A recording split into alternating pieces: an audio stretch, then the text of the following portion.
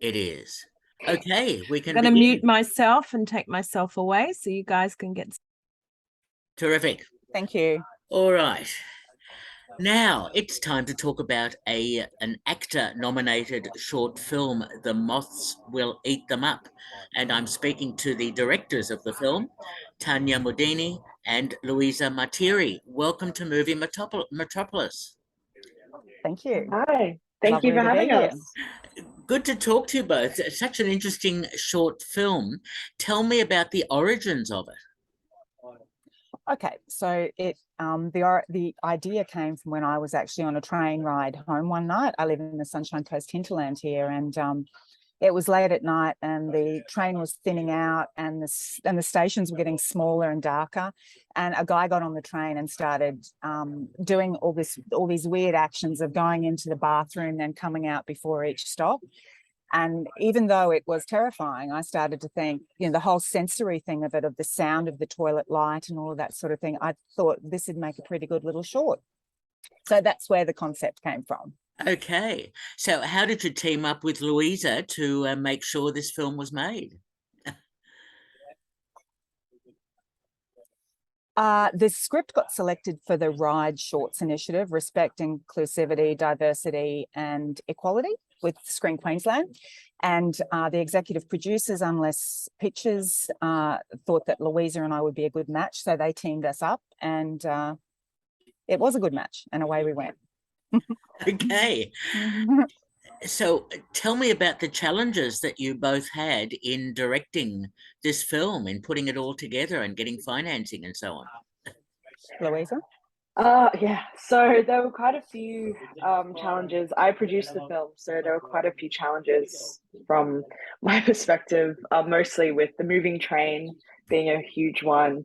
Our budget was $55,000. That was the grant. That was the grant money from Screen Queensland.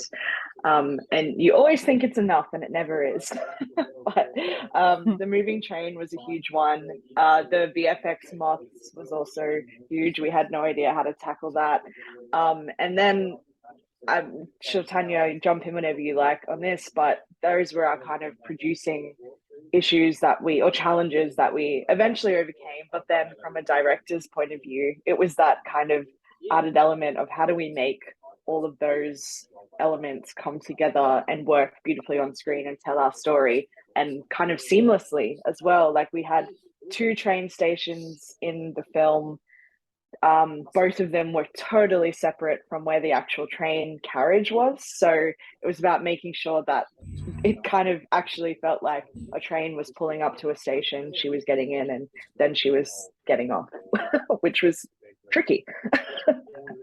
Okay, logistics are always fun and games, and the other key aspect of a film like this is the casting. Tell me about the actors that you've found, especially the lead actress. Yeah, so we through Unless Pictures, we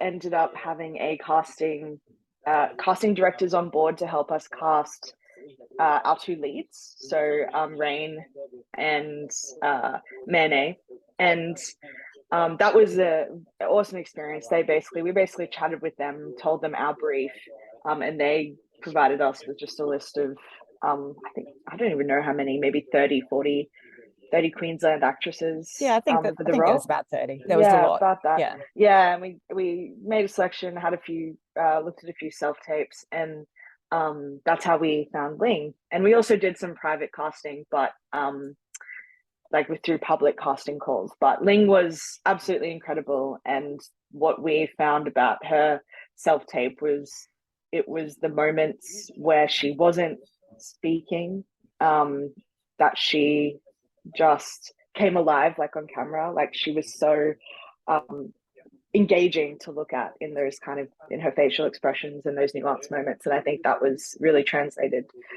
in the short. and that was important because there's not a whole lot of dialogue in the film, so we needed somebody who was able to carry that off without dialogue, and she was amazing. She certainly was. It's a really good performance. So, I mean, the title, The Moths Will Eat Them Up, is a biblical reference I saw at the start of the film.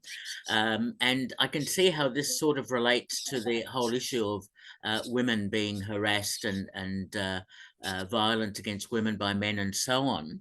But it's interesting the way you decided to do that, to use that title.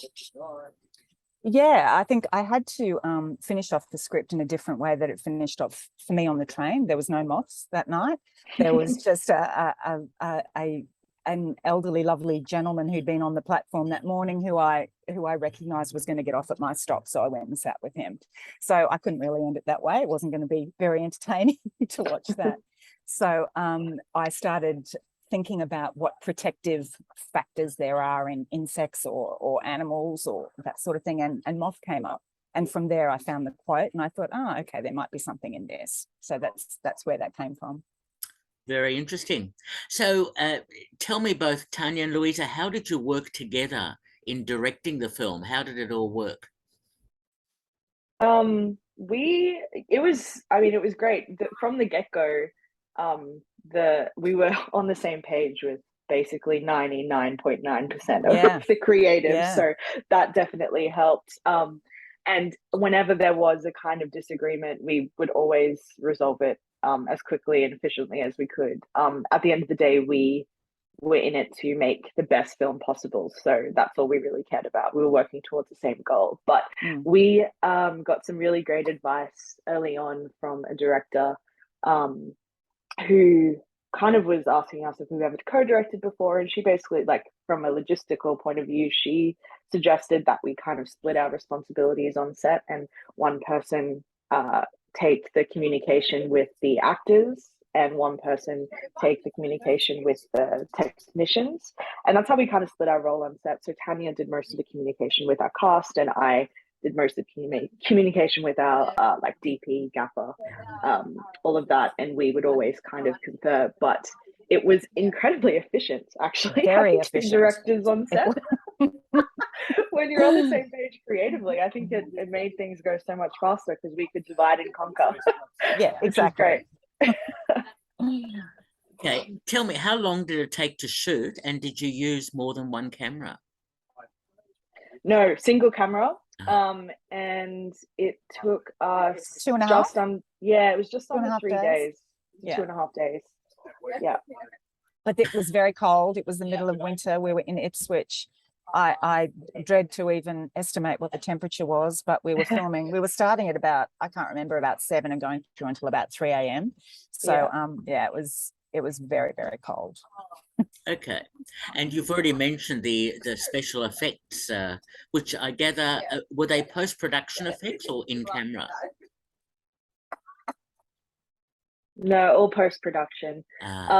We actually did look into insect wranglers, which was an interesting experience. Which is a and thing.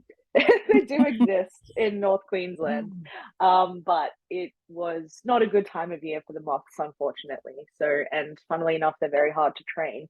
So we just went straight down the visual effects route, and we found an incredible VFX artist, Timothy Barige, who did everything himself. He was incredible. He was on set as our VFX supervisor. He was a one-man show, one-man band, and he did all of those VFX, all of those moths himself in, I think, like 6-8 weeks. So it was an incredible effort, and they look stunning. He did an incredible job. They do, absolutely. It belies your budget, so well done on that. Thank you. Thank you. Thank you. Yeah. Now, it's interesting how this film has had such significant success at St.Kilda Film Festival, at Sydney Film Festival, being AACTA nominated, etc. That must be great kudos to both of you for having a film achieve such recognition already. Yeah, I don't think this is anything that either of us expected. We just wanted to make the best film possible, and we weren't thinking, oh, okay, hopefully we'll win awards or we'll get selected for festivals. We just wanted to make this film, make it a really pleasant experience for everybody who was involved. And we're so happy with the way that it's gone. We can't believe it, really. And of course, if you win at the AACTA Awards, there's the possibility of then being submitted to the Oscars, etc., which is a really terrific. Yeah, Exciting. well, we actually, because we won Sydney Film Fest, we're already eligible for the Oscars, so we're Ah, already entered. Yeah, so that's yeah, that's insane. I've been doing that application process, and it's just it's absolute insanity to me that I'm contacting the Academy office weekly, because it's not something that I ever thought would happen. So yeah, so we're entered, we're up for consideration for best live action or best live action short film, I think it is, for the Oscars for 2023. So yeah. okay. Now, does that mean the film can be seen in other ways? I know it's playing in Queensland, isn't it? Yeah, so it's going to have a couple more screenings in Queensland this month.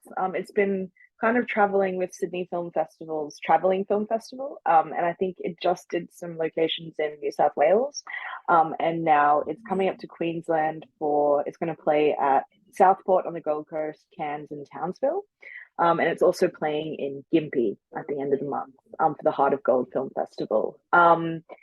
It's not got any like public exhibitions yet, so we don't know if it's going to go online or on any television networks or anything like that yet. But fingers crossed that we get there after our festival run is done.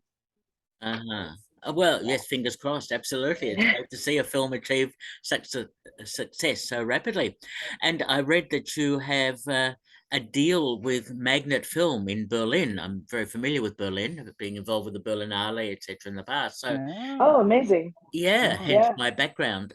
Yeah, of course. The Reichstag building, yeah. Photo I took a few years ago before COVID. But anyway, that's not the point. The point is that having that special deal, it must be so exciting for you both. Yeah, another thing that we never thought would come out of making this Yeah. film, but we after we won Sydney, we had Magnet Film reach out to us via email. They found either mine or Tanya's contact details, and just asked for a screener. And we're like, we're interested in your film. Can we have a look? And they had a watch. They loved it. And we had a chat with them. Lovely people, and we kind of agreed on a. We went into distribution agreement with them, and they have the rest of world rights. So they're gonna, once our festival, I'm sure they're doing it now, but once our festival run concludes, we're hopefully going to be distributed kind of around the world in different platforms. So very exciting. It Yeah. is. Yeah. And that's fantastic. Yeah. Tanya, first of all, I must ask you, how did you get interested in being a filmmaker in the first place? I think I've done filmmaking has always been on my list of things to do throughout my life, but it kind of got pushed to the back as I went through and did a whole lot of other things. So I guess I've worked in the prevention of violence against women sector. I've worked as a police officer. I've worked as a swimming coach and a hairdresser. I've done a lot of different stuff through my life. So I think now I've got things to say. And I thought now as whereas had I started at 25, I probably wouldn't have had as many things to say. And there's always good and bad for both. So I've come back to it now thinking I'm not heading off of this mortal coil until I get a few runs under my belt with some films. So I don't even think that's the right expression, but yeah, you know what I mean. Okay. And Louisa, I know you've been involved as an assistant producer to or assistant to the producer for a number of productions like The Wilds, Five Bedrooms, Young Rock, etc. What got you into the film industry in the first place? I, ever since I was kind of a teenager, I always knew I wanted to be in the arts, and I started pursuing acting and theatre. And kind of through that process, I discovered I was terrible at acting, so I gave that up.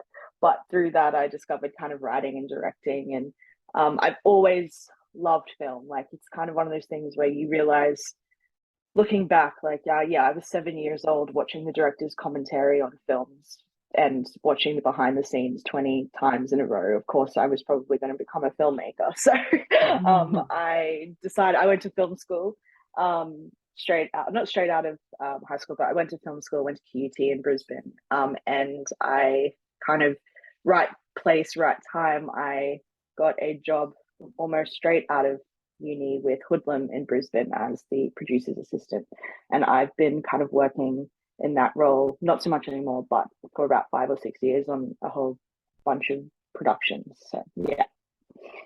How interesting. And tell me, for both of you, were there any particular films or filmmakers that may have influenced your approach to The Moths Will Eat Them Up? I'm a big fan of Jennifer Kent. So if we're going to go with an Australian director, I really like her work. I was really impressed with The Babadook and The Nightingale. I'm also a David Lynch fan. So that sensory noise stuff I've always enjoyed. Yeah. Louisa? Yeah. No, actually not anything super specific in the way of films or filmmakers for this one. I knew from the beginning that Tanya was, a fan of I mean, I'm a big fan of Jennifer Kent as well, and I know that David Lynch was a huge reference for her. So we kind of just riffed off more so specific scenes from movies, I think, rather than big filmmakers or films. Like for example, opening film from from Bodyguard, the TV show. The opening scene from Bodyguard was a huge reference. Yeah. So yeah. Okay. And I'm wondering if either or both of you... come, go bring this one over as well. Sorry, someone's yelling here. Okay. I'm wondering if either or both of you are planning a feature film. I'm actually involved we're in late development with a feature film at the moment. I went through a lab called AACTA, international lab a couple of years ago. We were selected for that with a feature film called St.Kilda, which is about a young woman living with disability in a central Queensland town who she uses a wheelchair, who commences a relationship with the local footy hero. So what we're trying to do is show that women living with disabilities have the same needs and wants as what we do, and they can also be, they can also have relationships like the rest of us. So we're in late development with that at the moment. Ah, very good. And Louisa? Yeah, I'm adapting, my second short film into a feature film at the moment. It's called Pools. It's a road film set in Queensland about a young woman from central Queensland who has to go on a road trip with her mother to Brisbane to terminate her pregnancy. So I'm currently adapting that, and we're probably in early development, I'd say. So that's kind of, that's what I'm working on right now. Very good, very good. You obviously both got great prospects, and The Moths Will Eat Them Up certainly will give you that impetus, which is fantastic. And last question I love asking all filmmakers: have you seen a good film or streaming or TV show recently that you want to recommend to the audience? Oh, weirdly, I'm watching Heartbreak High at the moment, which is completely out of the genres I usually watch, but it's so good. It's just so good. I've got a 16-year-old son, and it's so representative of what I'm seeing in his friendship group. And so weirdly, that's not the stuff I usually watch, but it is at the moment. Okay. Oh God, what have I been watching? I'm a bit behind the 8 ball, but I just finished Ted Lasso on Apple TV. Nice. And I loved that. So that's a great show. Okay, well, they're good recommendations. And apart from that, the Moths Will Eat Them Up. And we've been speaking to the directors, Tanya Modini and Luisa Martiri. Thank you so much for talking with me. Thanks so much, Thank Peter. you so much. Thanks for having us. Okay, bye-bye. Bye.